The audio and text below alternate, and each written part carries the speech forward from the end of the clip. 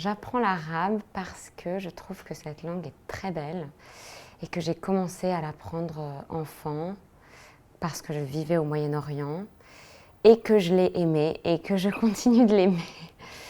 Alors je l'apprends.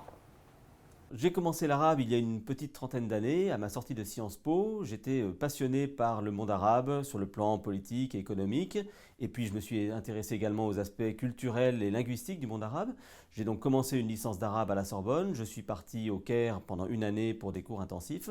J'ai commencé à apprendre l'arabe cette année puisque j'étais passionné par le monde arabe, par sa culture, par son histoire, par sa langue. La langue arabe, c'est aussi une langue qui est riche de littérature, qui a une histoire assez importante. Ça fait 2 ans que je fais de l'arabe à l'Institut du monde arabe et j'ai choisi d'apprendre cette langue d'abord dans un objectif professionnel puisque je suis professeure de français langue seconde dans un collège du Val d'Oise et j'accueille dans ma classe des élèves non francophones qui arrivent de différents pays et notamment plusieurs adolescents arabophones. Et ça m'a intéressée de comprendre un petit peu le fonctionnement de la langue arabe justement pour pouvoir aider mes élèves et appréhender leurs difficultés dans l'apprentissage du français. Pour moi, apprendre la langue arabe, dans le cadre de mon métier d'artiste, que ce soit en tant qu'interprète ou en tant que créatrice, ça m'apporte une fenêtre. C'est comme une fenêtre de création, c'est un monde qui s'ouvre à moi et que j'ouvre. Et des rencontres, alors ça se répond. Je me destinais à travailler dans le monde arabe, à pratiquer la langue au quotidien. Les aléas de la vie ont fait que ça s'est passé différemment.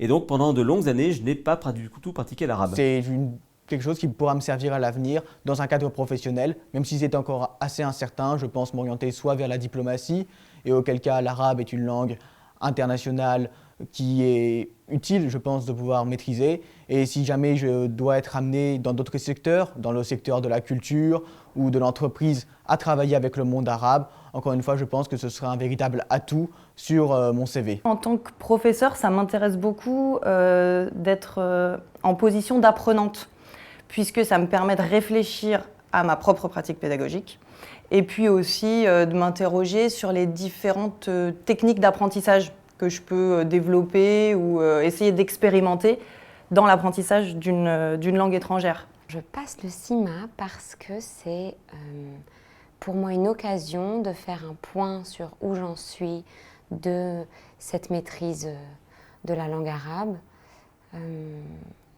Voilà, d'avoir une idée un petit peu plus précise et de continuer d'avancer.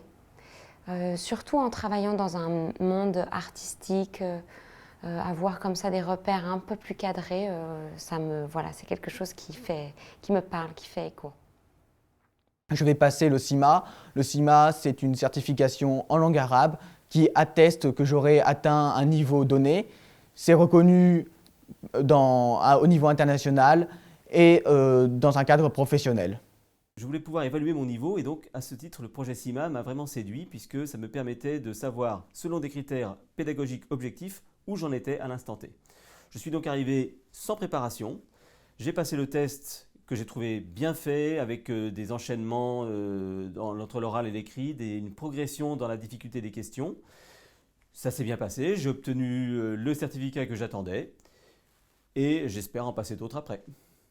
Pour le certificat international de maîtrise en arabe, donc je vais passer le niveau A1 qui correspond en fait au premier niveau du cadre européen commun de référence pour les langues. Et ça va me permettre de savoir un petit peu où j'en suis dans mon apprentissage et j'espère, valider ce niveau. Et également, d'un autre côté, je suis également jury de l'examen du DELF, c'est le diplôme d'études en langue française, qui est le même examen en fait, qui correspond au CIMA. Et ça va me permettre de vivre l'expérience un peu du côté du candidat et non plus du côté du jury. Et donc c'est intéressant pour moi de passer ces épreuves de compréhension écrite, orale et production écrite et orale également.